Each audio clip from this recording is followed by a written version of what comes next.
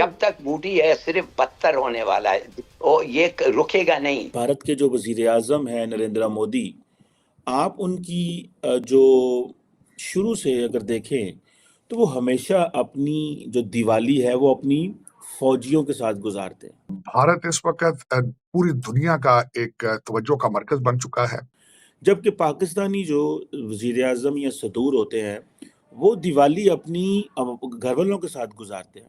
पाकिस्तान और भारत के ताल्लुकात के हवाले से आप क्या समझते हैं? कुछ ब्रेक थ्रू हो सकता है, कोई डायलॉग, कोई अच्छी मुस्बत बात हो सकती है? मैसेज भी देते हैं कि भाई हम आपके साथ हैं, हम आपके साथ खड़े हैं, आप अगर बॉर्डर पे हैं, मुश्किल में हैं तो आपका वजीर आज़म आपके साथ है। So it's a symbolism. बार बार ये कह चुका है और ये करेगा। हमारा इमेज पहले क्या जा रहा है, हम अपना इमेज खो चुके हैं। लाइक पाकिस्तानी पासपोर्ट, ऐसा लगता है कि कोई गुनाह किया हम लोगों ने, हम टेररिस्ट हैं। कंप्यूटर तालीम, टेक्निकल तालीम, स्टेम सब्जेक्ट्स की तालीम की तरफ तवज्जो, और इस वक्त भारत का जादू सर चढ़ पे बोल रहा है। मुझे आप देखिए मैंने क्या किया। देखिए इकोनॉमी इनकी जरूर बेहतर हुई है, there are lot of reasons for that. हाँ, इनमें इन्वेस्टमेंट आ रहा है। आप समझते हैं कि हमारी इकोनॉमी भी बेहतर नहीं हो सकती थी अगर उधर गुड इकोनॉमिक लीडरशिप हमारे पे होता? नमस्ते दोस्तों, जय हिंद। हिंदुस्तान स्पेशल में आपका स्वागत है दोस्तों। प्राइम मिनिस्टर नरेंद्र मोदी ने एक बार फिर अपनी दिवाली देश के जवानों के साथ मनाई।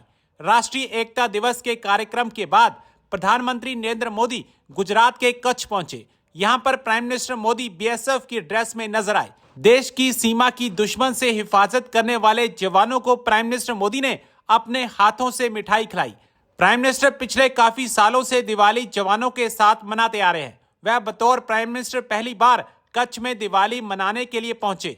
मुख्यमंत्री के तौर पर प्राइम मिनिस्टर नरेंद्र मोदी कच्छ में दिवाली मनाने पहुंचते रहे हैं। प्राइम मिनिस्टर मोदी 30 अक्टूबर की शाम को गुजरात के दौरे पर पहुंचे थे। अब पाकिस्तानी मीडिया ये चर्चा कर रहा है कि देखो, भारत का प्राइम मिनिस्टर हर साल दिवाली अपने जवानों के साथ मना रहा है। इससे मोदी और जवानों का रिश्ता और गहरा हो रहा है। लेकिन पाकिस्तान में कोई भी प्राइम मिनिस्टर अपनी ईद आर्मी के साथ नहीं मना रहा। ये पाकिस्तान के लिए शर्म की बात है। भारत के जो वजीर आज़म हैं नरेंद्र मोदी, आप उनकी जो शुरू से अगर देखें तो वो हमेशा अपनी जो दिवाली है वो अपनी फौजियों के साथ गुजारते हैं।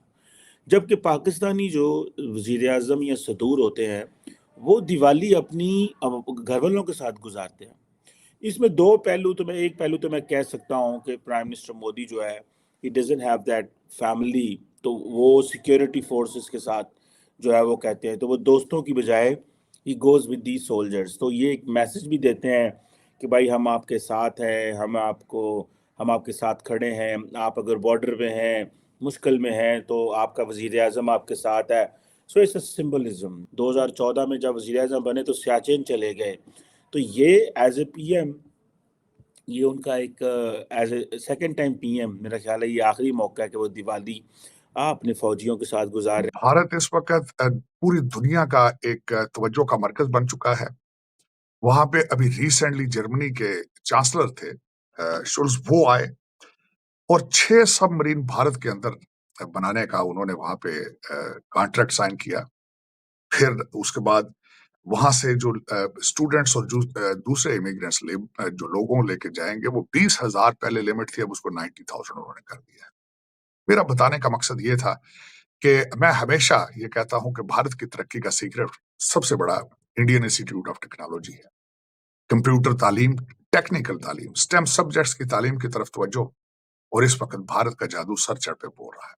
अभी जर्मनी के चांसलर वापस गए ही नहीं थे तो साथ ही स्पेन के जो प्राइम मिनिस्टर हैं वो गुजरात में लैंड कर गए। वो गुजरात में क्या कर रहे हैं? गुजरात के अंदर, भारत के अंदर एयरबस का एक प्लांट है, उसका इफ्तिताह किया है $9.9 बिलियन की इन्वेस्टमेंट से। वहां से ना सिर्फ भारत अपनी जरूरत के लिए तैयारे बनाएगा बल्कि इनके पार्ट्स भी बेचेगा। मैं मुसलसल इसका सबसे बड़ा नाकिद रहा हूं कि हम अब्बासियत दौर के बाद मुसलमानों ने तालीम से मुंह फेर लिया और उन्होंने बिल्कुल तवज्जो जो है वो साइंस और तालीम से जो अपना नाराज हो गए उसके बाद। और उसके बाद आपने देख लिया है कि इस वक्त 9 मिलियन रेजिडेंट्स ऑफ इजराइल وہ کس طریقے سے مسلمان 2 بلین سے زیادہ ہیں ان کو ہینڈل کر رہے ہیں. اس میں مجھے بتانے کی ضرورت نہیں ہے. جینوسائیڈ ہو رہا ہے, قتل عام ہو رہا ہے, اور نہ صرف دوسری دنیا بلکہ مسلمان دنیا بھی بالکل خاموش ہے.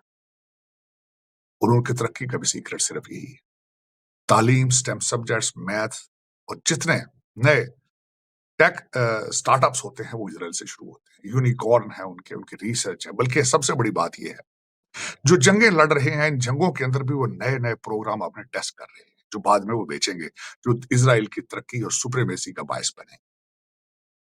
لیکن آج ہم کہاں کھڑے ہیں یہ آپ کو مجھے یہ بھی بتانے کی ضرورت نہیں ہے. اس کی وجہ یہ ہے کہ میں یہاں پہنچا ہوں پاکستان کے اندر. میں نے 1-2 میٹ دا پریس کانفرنس جو کی, مسلسل یہ سوال کیا گیا کہ ڈونلڈ ٹرمپ صاحب جیتیں گے تو پاکستان میں دودھ کی نہریں کس طرح چلیں گی. بلکہ میرا ایک سوال ہے, اس کو میڈیا نے بہت اٹھایا جب انہوں نے یہ کہا کہ ڈونلڈ ٹرمپ صاحب کو پاکستان کے لیے کیوں اتنا سینسیٹیو ہونا چاہیے, اتنا فکر مند کیوں ہونا چاہیے. پاکستان کو پاکستانیوں نے ہی بچانا ہے. پاکستان کے لیے پاکستانیوں کو فکر مند ہونا چاہیے, بجائے کہ سمندر پار 7 سمندر پار ایک صدر جو آئے گا اور آپ سوچ رہے ہیں کہ وہ آئے گا اور ہماری قسمتوں کے دروازے کھل جائیں گے. یہاں بڑے بڑے لوگوں نے اگلے دن دعوے کیے, میں حیران تھا. ان میں بڑے بڑے وکلا تھے جنہوں نے کہا کہ نومبر کے اندر پاکستان کے اندر ایک نیا انقلاب آئے گا امریکن الیکشن کی وجہ سے. اس پہ خوش ہونے والی بات, دل کو بہلانے والی بات ہے تو ٹھیک ہے, آپ انجوائے کریں اس کو. لیکن کیا یہ میک سینس کرتی ہے بات؟ آپ کا کیا خیال ہے ڈونلڈ ٹرمپ صاحب الیکشن جیتیں گے تو ان کے ٹیبل کے اوپر سب سے پہلی فائل پی ٹی آئی کی ہوگی؟ کیوں ان لوگوں کو خراب کر رہے ہیں یہ بچے؟ میں بلکہ سمجھتا ہوں اس میں سب سے زیادہ قصور بچوں کے والدین کا ہے. اس وقت ایک پارٹی کا صدر جو ہے وہ ان بچوں کو ڈی چوک پہ لانا چاہتا ہے, انتظار کر رہا ہے کہ ڈیڈ باڈیز گریں اور ان کا پاور پالیٹکس کی گیم جو ہے وہ پھر دوبارہ ایک دفعہ عروج پہ جائے. لیکن اپنے بچے لندن میں پڑھ رہے ہیں. ان بچوں کے والدین کیوں نہیں سوچ رہے کہ ہمارے بچے کہاں ہیں اور تعلیم سے کیوں دور ہیں, حالانکہ ان کے اپنے بچے آرٹیفیشل انٹیلیجنس پڑھ رہے ہیں. لیکن اس کے بعد میں جو بات کرنا چاہوں گا کہ اس وقت بھارت ایک سب سے بڑا اسٹرانگ ماڈل ہے, نہ صرف پاکستان کے لیے بلکہ سارے ایشیا کے لیے. دنیا کی اتنی بڑی آبادی, دنیا میں ماضی کے اندر بھارت کو سمجھا جاتا تھا کہ ان کی آبادی جو ہے ان کا سب سے بڑا سیٹ بیک ہے, سب سے بڑا بوجھ ہے. انہوں نے کس طریقے سے ایک شارٹ پیریڈ کے اندر اس کو چینج کیا, اس لائبلٹی کو انہوں نے اپرچونٹی میں کس طرح چینج کیا, صرف تعلیم کے ذریعے. لیکن ہمارے پاس اس وقت اگر دیکھا جائے تو ہر چیز کو جہاد کے ساتھ جوڑ دیا جاتا ہے, ہر چیز کے ساتھ اسلام کو جوڑ کے کاروبار بنا لیا جاتا ہے. کیا اس کا کوئی حل موجود ہے؟ کیا ہم اسی سوچ کے ساتھ آگے بڑھ پائیں گے؟ کیا اسی طریقے سے ہمیں IMF ہی بیل کرتا رہے گا ہمیشہ؟